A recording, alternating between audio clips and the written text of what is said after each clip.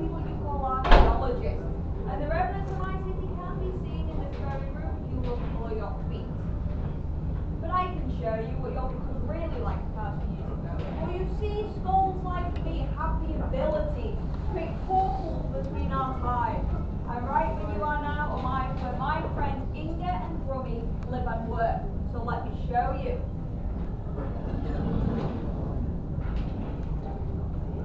The 10th century. You can sail the longships back there on the river falls. They are just like the ships of what my great grandparents here many moons ago during the raids and invasions. But now they're just bringing merchants and wares. Because life for us Norsemen, it's not all battle and bloodshed. Now we traders farm goods, we create homes for our families, and we abide by the laws. Yeah, for the most part. But look here, this is Inga and Brummy's back garden. Now, Brummy is a blacksmith, so this is where he's finishing up on knives, axes, hammers, horseshoes, frying pans, spoons, a whole range of things for everyone to get about their day in the city. But I also see Inga been out here doing some crafting herself. Now, you see this bucket boiling over this lovely fire? It is full of horse urine.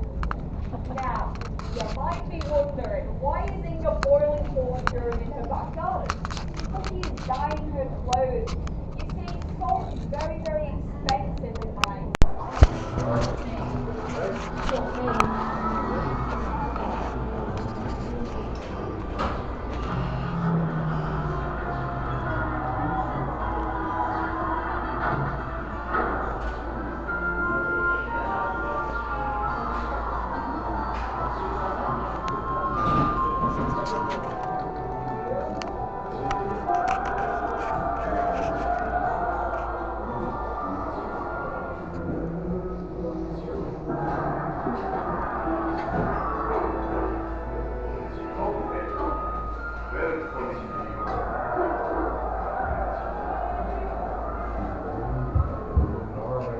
Around the time that Eric Bloodaxe, the last Viking king in Jorvik, was banished, Jorvik expanded dramatically, with new streets, new churches, and a brand new style of houses. It was a busy place, with people arriving from all over the Viking world to visit, trade, and settle. In this multicultural society, people had different appearances, languages, religions, and possessions. The remains of part of this thriving city were found right here, and by carefully piecing together all of the archaeological evidence and what we know from other sources, you can now visit the Viking Age.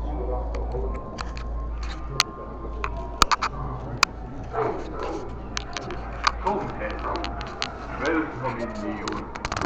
They not come over? Aren't they still Viking? No, enjoy it. Thank you. Did you enjoy or endure those smells? Yeah. Either way.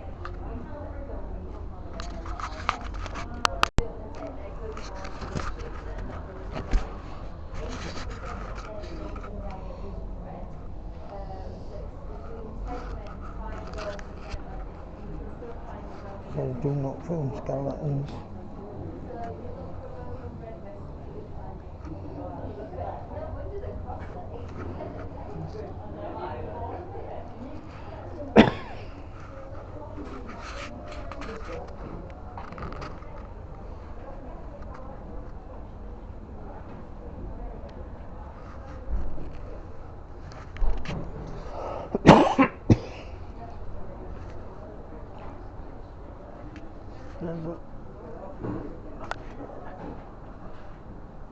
Oh, good shit.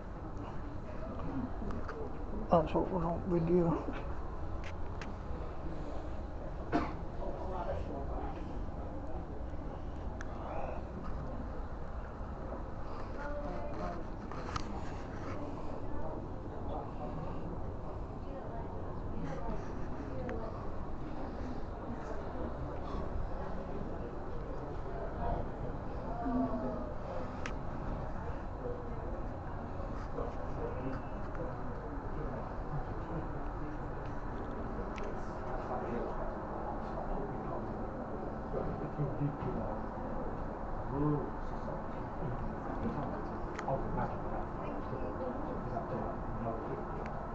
is good to watch.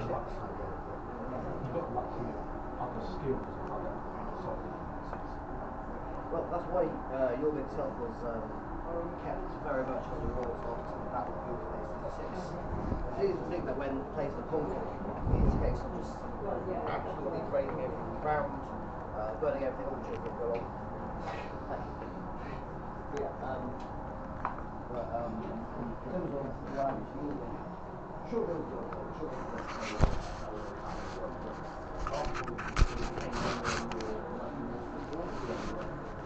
yeah, mostly within 6 years, I think that was very much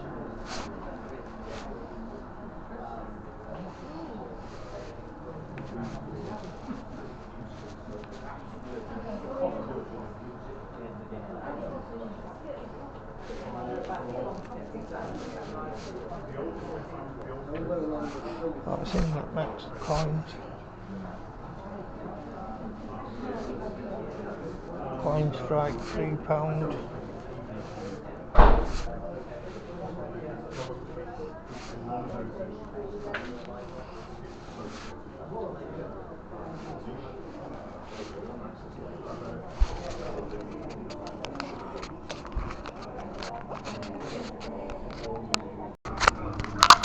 You have arrived by the river Foss. Ahead lies the city with countless houses and workshops, many of them newly rebuilt. Some, like this damaged one, a victim of an untended half perhaps. As ships became more seaworthy, the Vikings created wider trading routes, sometimes using chains of middlemen to carry goods from one side of the Viking world to the other.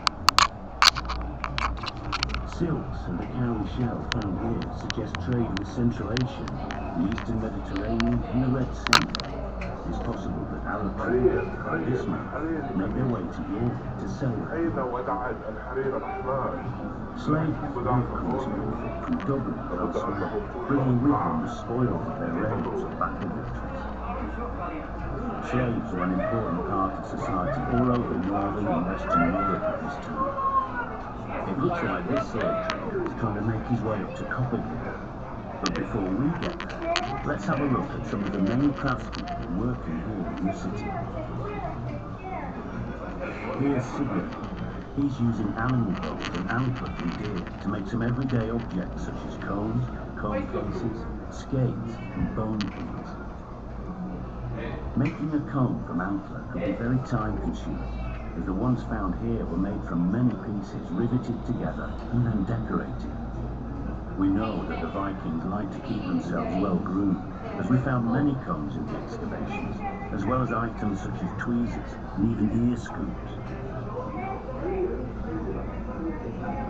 We'll now head away from the river towards the street of Copperfield and meet some more of the people who lived and worked here. Ahead, you can see a simple, single-story building. These older houses were built from posts and wattle and had earth floors and thatched roofs.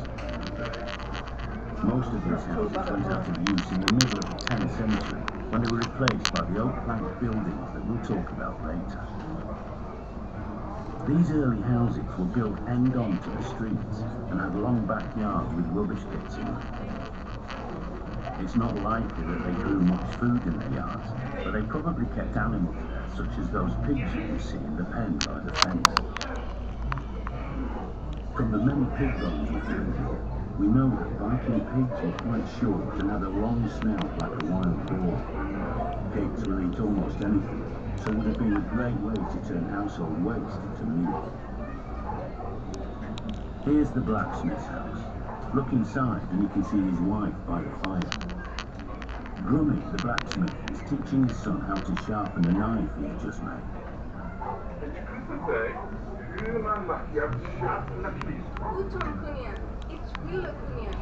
Viking age smiths were masters of their craft, and here in Jorvik they make everything from needles to beautifully ornate panels.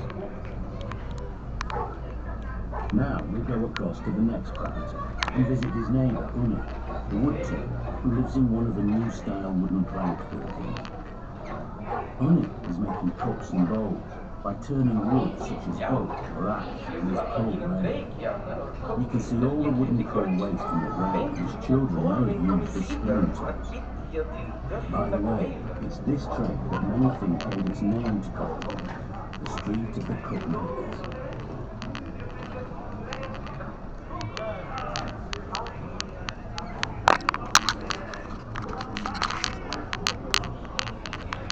Another building is being built behind Umm's house.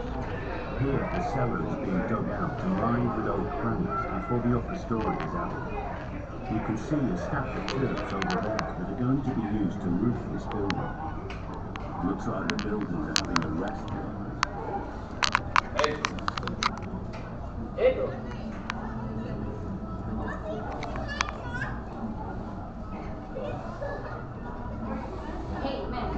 This family also look like they're taking a break. The children are being taught to play Nefertari by their grandfather. We found a wooden gaming board and lots of playing pieces here made from bone, wood and ivory, so it must have been the popular those times. Let's go back towards the river where big trading ships have been that have come up from the North Sea. Here, traders are unloading their goods alongside fishermen cleaning their catch.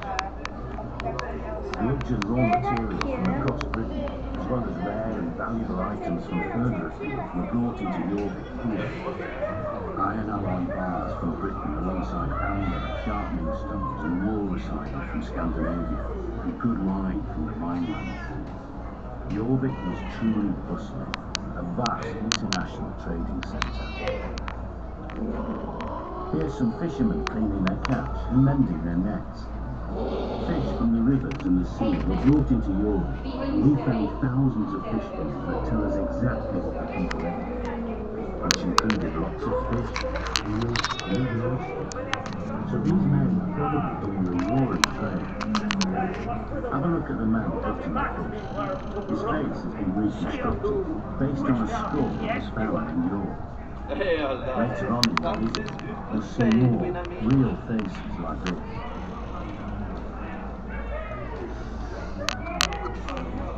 This next plot is a backyard where the people living here seem to have been dyeing their own cloth. The people of Jorvik spun fleece, then dyed and wove their own wool to make textiles from which they made their own clothes.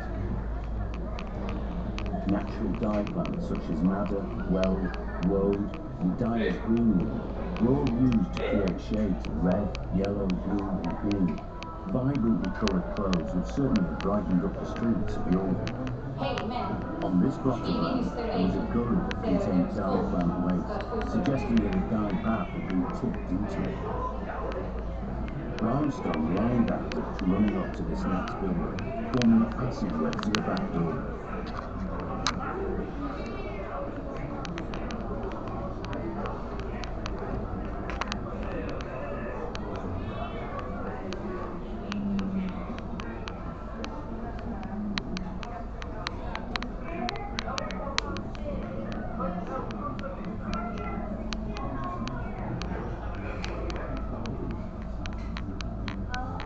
We are now entering one of the new style oak plank buildings.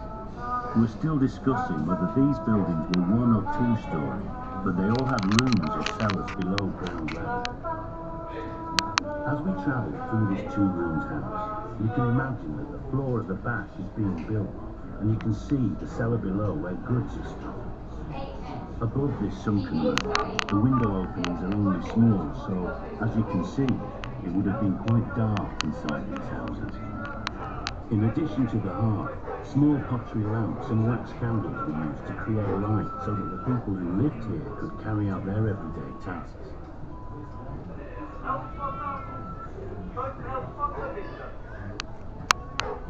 In this front room, you can see a woman working at the loom, which was used to weave woolen cloth for clothing and blankets.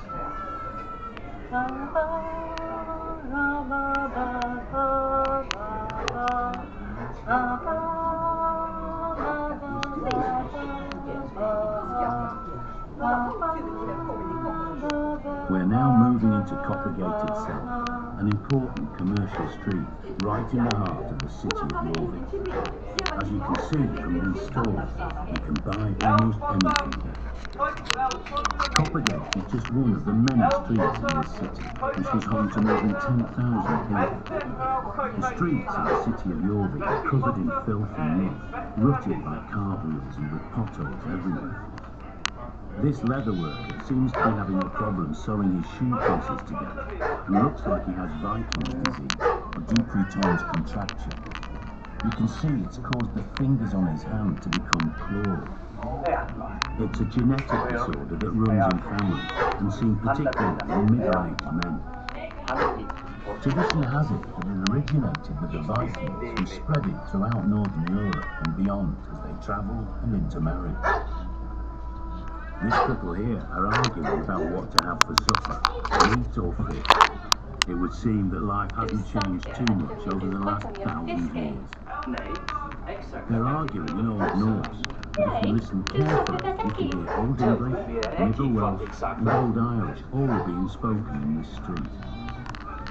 Here's a food seller trying to sell this wealthy-looking woman cabbage of some sort. It doesn't look like the type of thing that would tempt her or her young baby. This woman looks like she's struggling to cross the road. We only found 2 complete skeletons in the excavations here, and this woman is based on one of them. You can see that she's walking with a crutch due to her hip problems and arthritis. You can find out more about her in the galleries to come.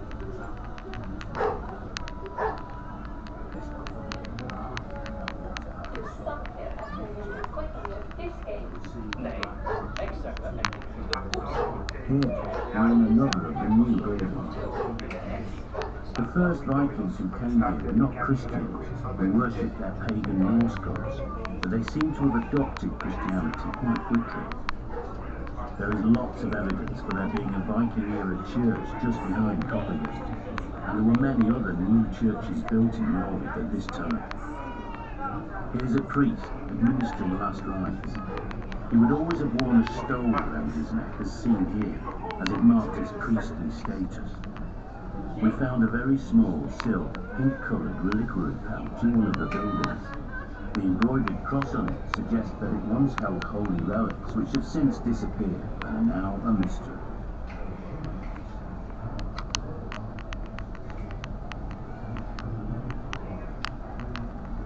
Each property is separated from a net by woven rotten fences. We know from the 5 tons of animal bone found in the excavation that the people's diet was quite similar to ours, with lots of beef, pork and mutton, as well as poultry and fish. Supplying this food may have been one of the reasons for the major changes in the countryside we see around Jorvik at this time.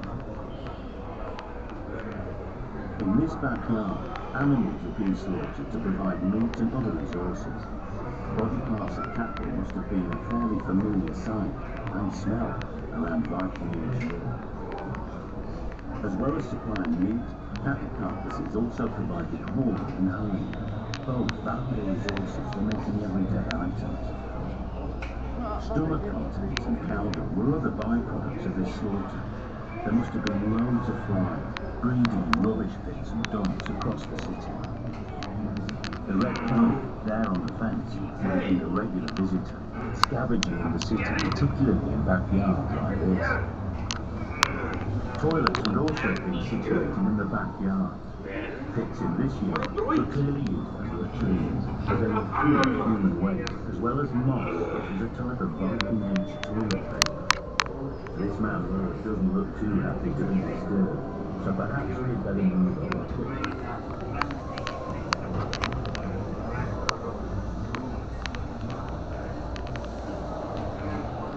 Here we are in our final house. In the excavations at Coppergate, we found a few Viking-age musical instruments, including a set of panpipes which can still be played. Music, saga-telling and poetry must have been important in the Viking world. Iceland and Scandinavia have cultures rich in storytelling, traditions that developed in Viking times. Norse mythology, which conjures up gods and monsters living in